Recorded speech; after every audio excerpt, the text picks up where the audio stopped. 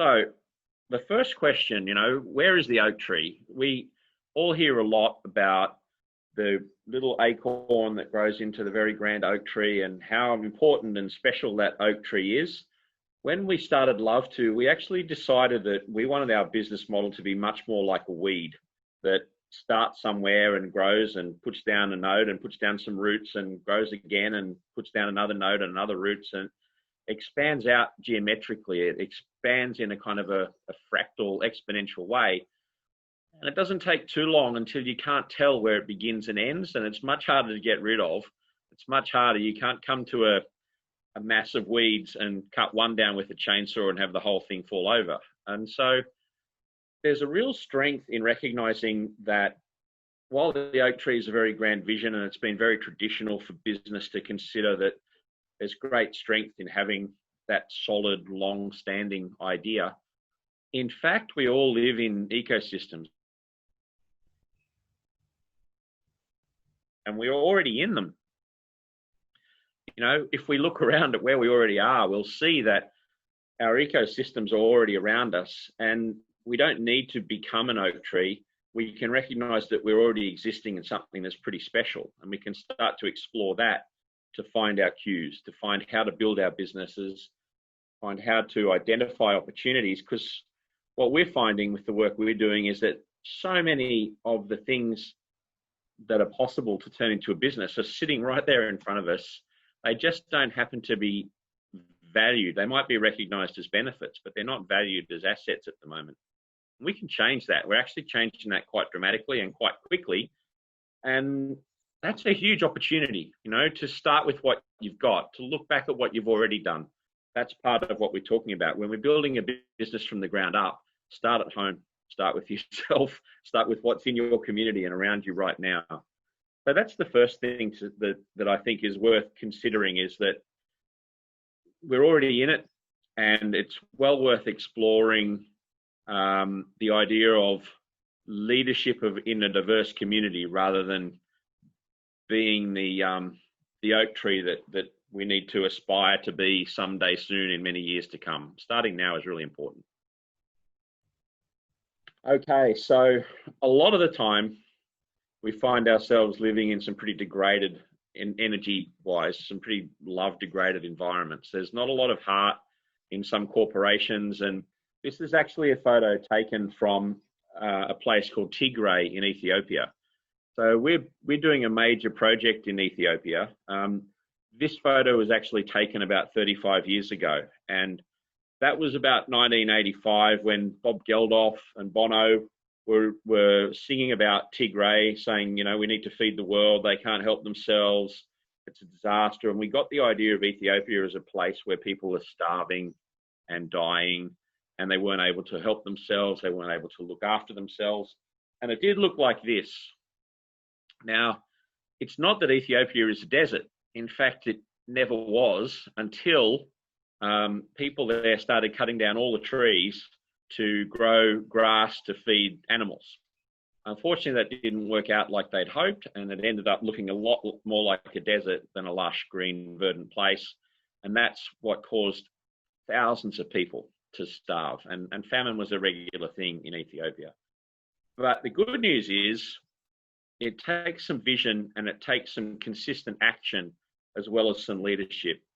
What happened in Ethiopia in this area called Tigray was that the kebels, the villages, required every person to contribute 40 days per year to their local area to improve the ecosystem. And you'll see at the bottom there, the photo credit is from FMNR, which is Farmer Managed Natural Regeneration. So all they did, something really cheap, something really easy, they let the trees and the shrubs grow back that they'd previously spent a heck of a lot of time chopping down. And then from there, they started to get the water coming back. They started to get the soil recovered. They started to get the hillsides manageable. They started to be able to grow things again in the areas where there was previously nothing. And there's a good example. So that's Tigray much more like now. That's a little piece of it. The interesting thing is hundreds of thousands of people working over 30 years, each contributing 40 days per year has built an ecological asset that if you lined up all these terraces one by one, lined them all up in a straight line, it would be bigger than the Great Wall of China. And they've done this with no money. These people were, at the start, were earning 30 US cents a day, $100 a year.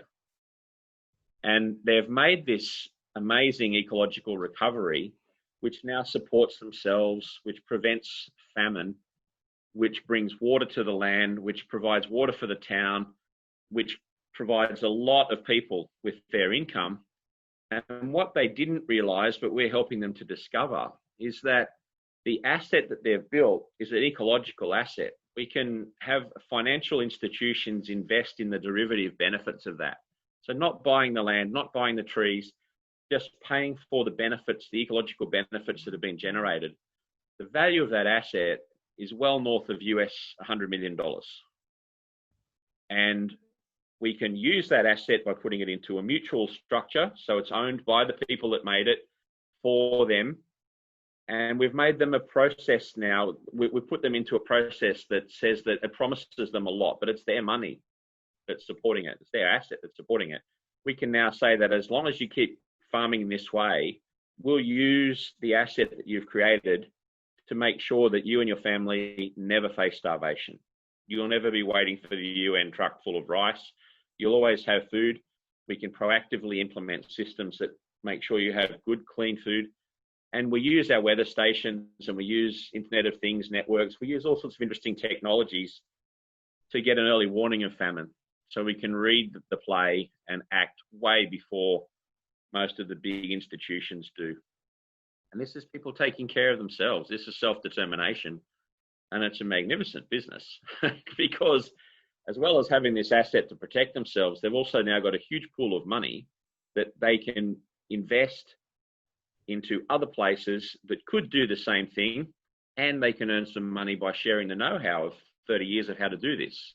So there are huge opportunities arising from people doing what they love to do.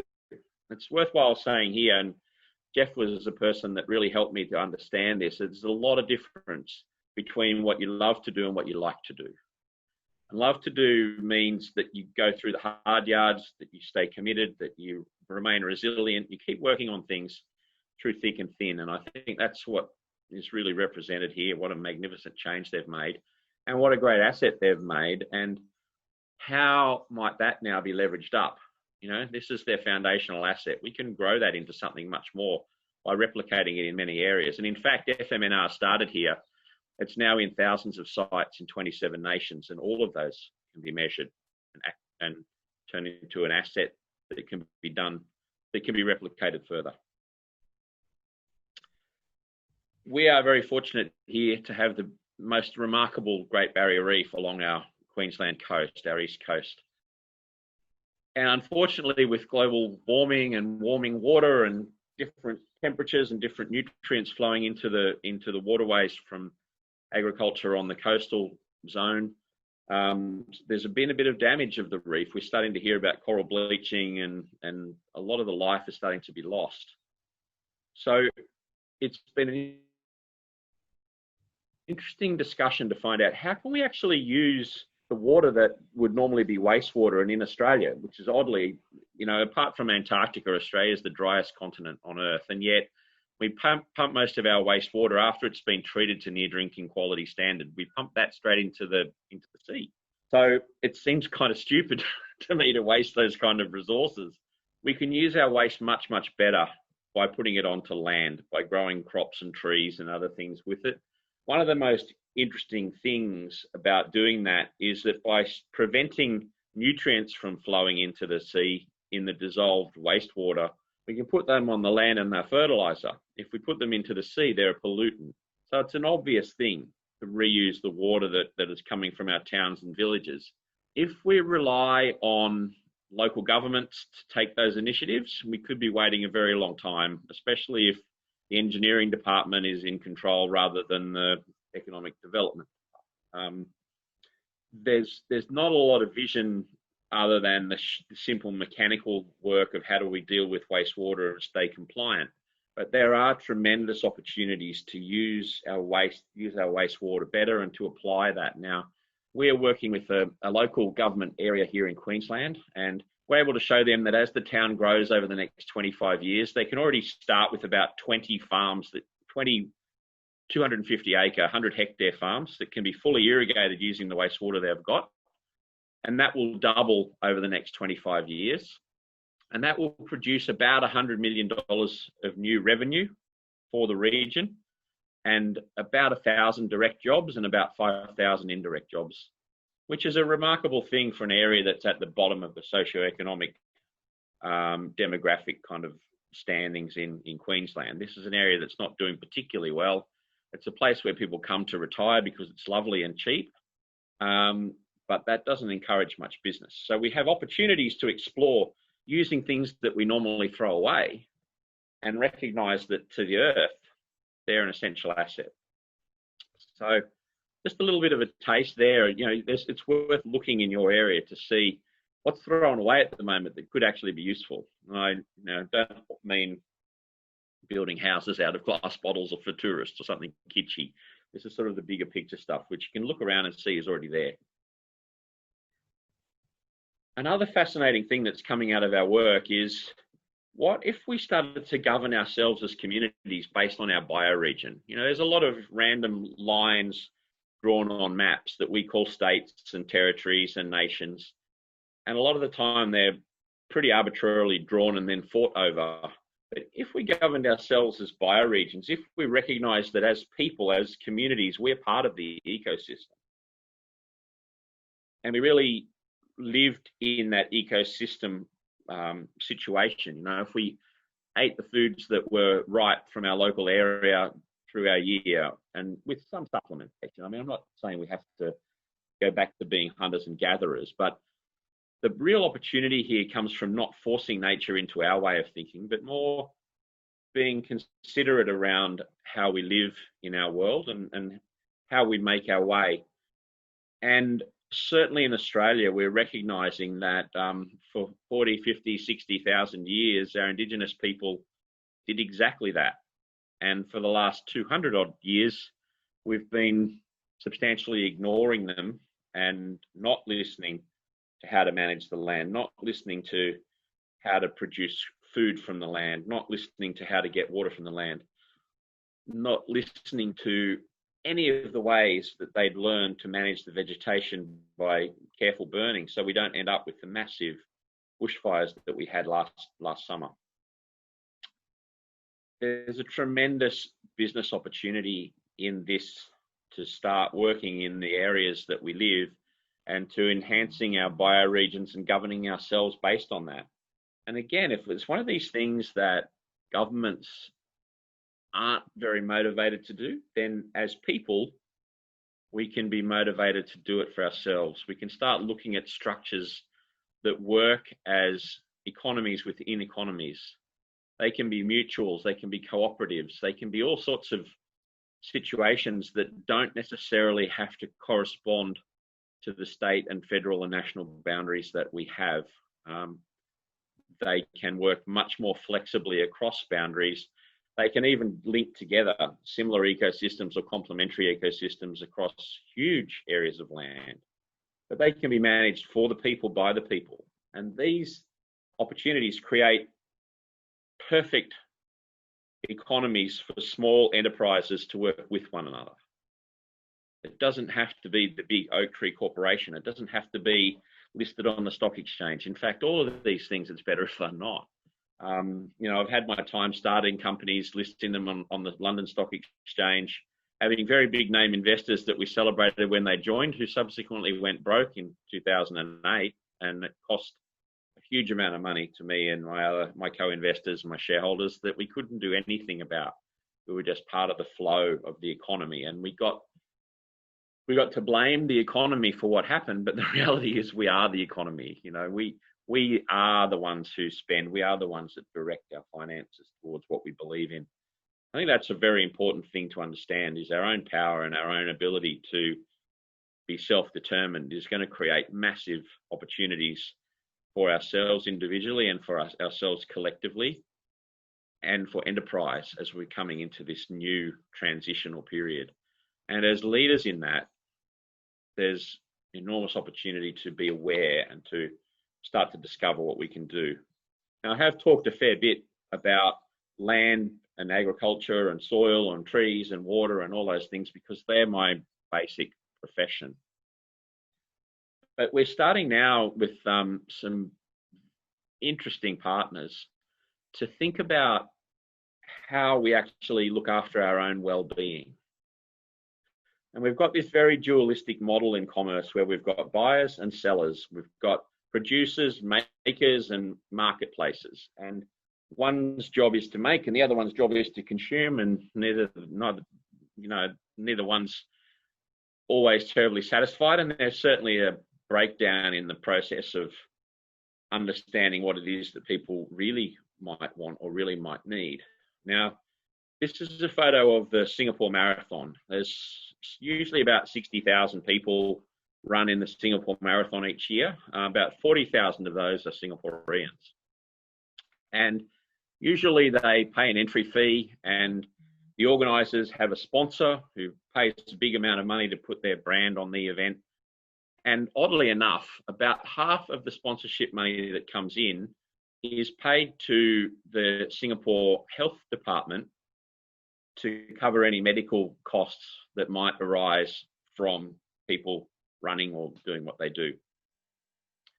Until now, there has been no evaluation of the benefits that those people generate by participating. And we're starting to do that. We've got some partners who are doing that. One of those partners is the business that has run the Singapore Marathon, has operated the Singapore Marathon for many years.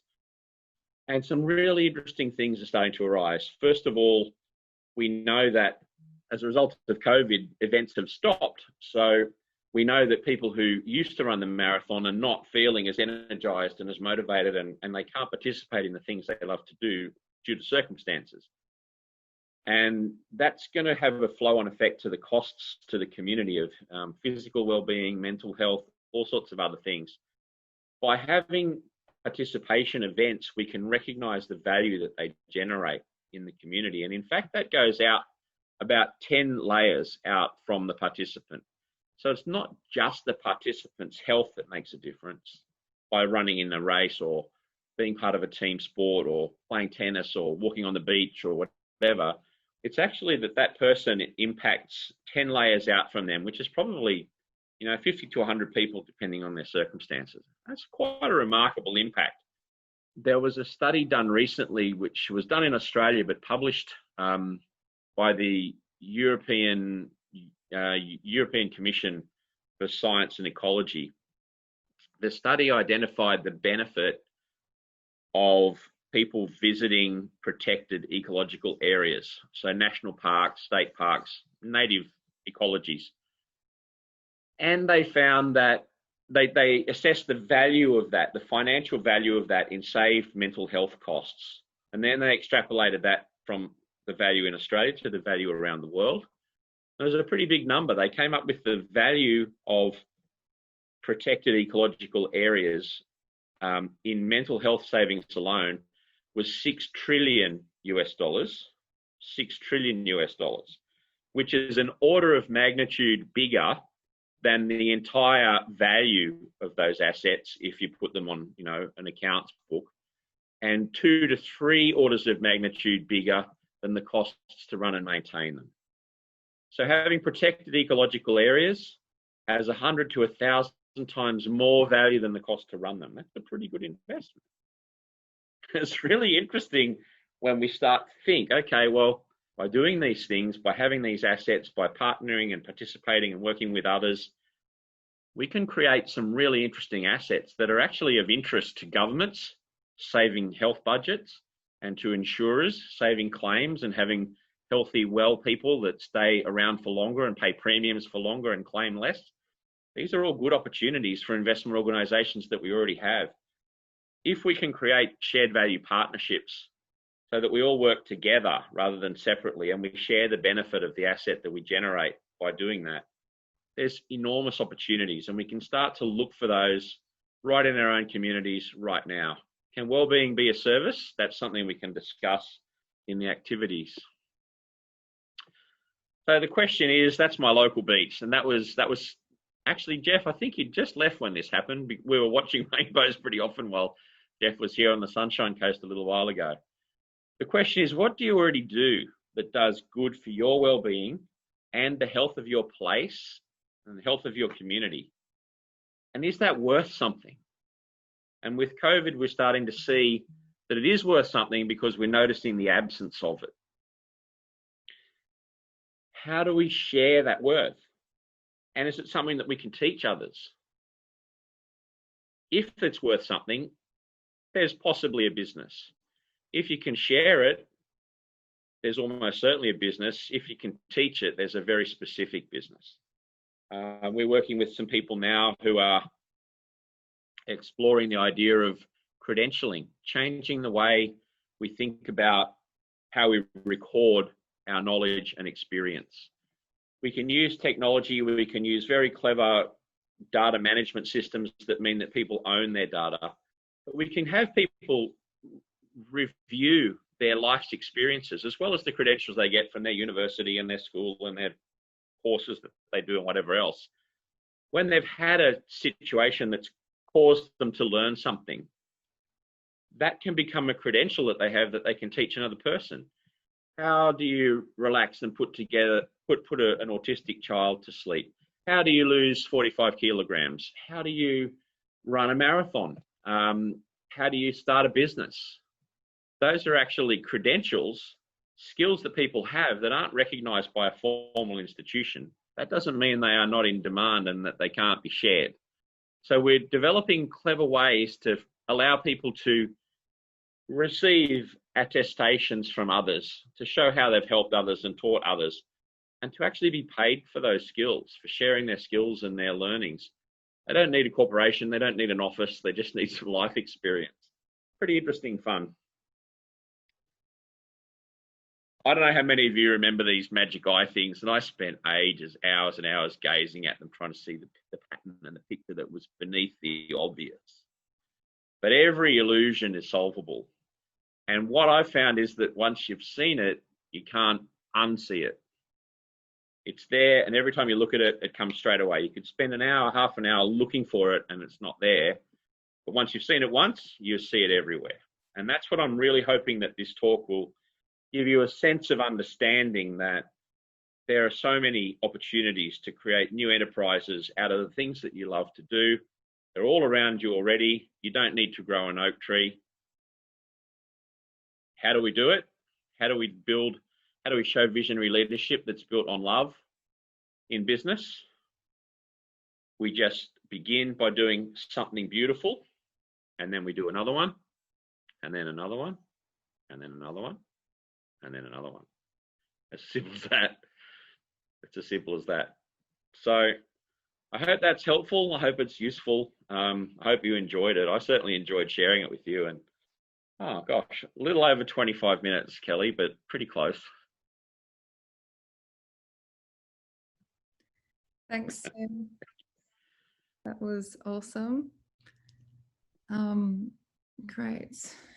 Yeah, thank you for that presentation. It really gets us looking at, I guess, tuning into what could be invisible, you know, but just being able to take another perspective, combining the love and the joy that we have and seeing how that can be expanded and made into value.